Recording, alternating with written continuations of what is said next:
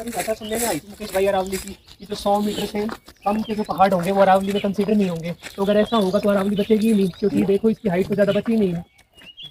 इसके बारे में मैं कहना चाहूंगा, हमारे हमारे साथ में हमारे मुकेश भाई मित्र हैं, भाई बताएंगे क्या सरकार इनको जो है भूमाफियाओं या फिर कंस्ट्रक्शन के लिए इसको खत्म करने जा रही मुकेश है। भाई जैसे 100 मीटर से अगर कम की अगर इसकी ऊंचाई हो जाती है ऑफिशियल रिपोर्ट्स में, तो अरावली बचेगी नहीं, क्योंकि कंटिन्यूअस माइनिंग चलती रहती है यहाँ पे।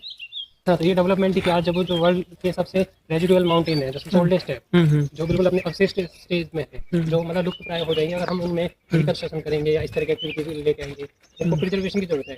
डेवलपमेंट के और भी तरीके हो सकते हैं। डेवलपमेंट के नाम पे फॉरेस्ट की एनओसी ना लेनी पड़े, क्योंकि फॉरेस्ट नहीं रहेगा वो, क्योंकि 100 मीटर से नीचे अरावली नहीं मानेंगे, क्योंकि एक डेफिनेशन चेंज करने से सारा कुछ चेंज हो जाएगा। और उससे भी चेंज आगे आने वाली पीढ़ी, एनवायरमेंट कितना खराब हो रहा है दिन पे दिन। AQI का स्तर हम देख सकते हैं कितना बढ़ रहा है, कितना खतरनाक पॉल्यूशन कितनी ज़्यादा मात्रा में है। तो ऐसे समय में एनवायरमेंट को प्रोटेक्ट करने की आवश्यकता है, ना कि उसको और भी ज़्यादा मतलब बिजनेसमैन के हवाले करने की आवश्यकता है। बिल्कुल।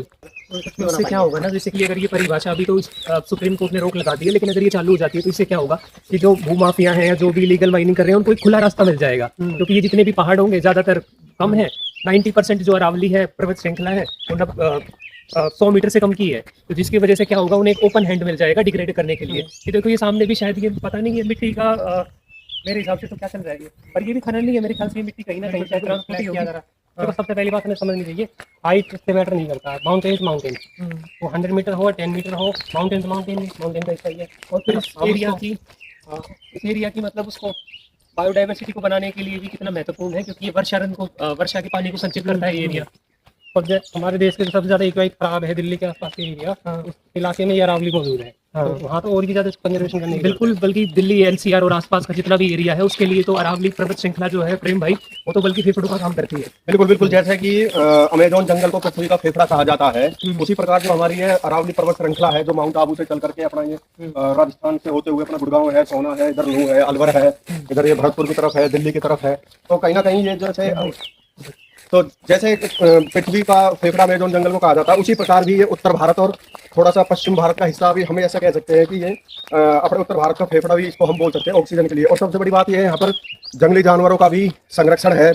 और दूसरा क्या है कि ये मतलब राजस्थान की तरफ से जो आने वाली जो गर्म हवाएं हैं, लू है या आंधी है या कोई तूफान है, उस मिट्टी को भी आने से बिल्कुल ये यहाँ पर रोकती है। मतलब एक तरीके थार रेगिस्तान का जो मतलब गर्म हवाएं है, रेत है, इसको रोकती है आगे जाने से। जो थार डेजर्ट है वो दिन पे दिन बढ़ता जा रहा है, उसका एरिया बढ़ता जा रहा है। अरावली ही तो वो पर्वत है जिसने उसको रोक रखा है, जिसने उसमें ग्रीनरी, हवाओं, बादलों, उन सबको थोड़ा बहुत कुछ मात्रा में अपने वहाँ रोका हुआ है। बिल्कुल।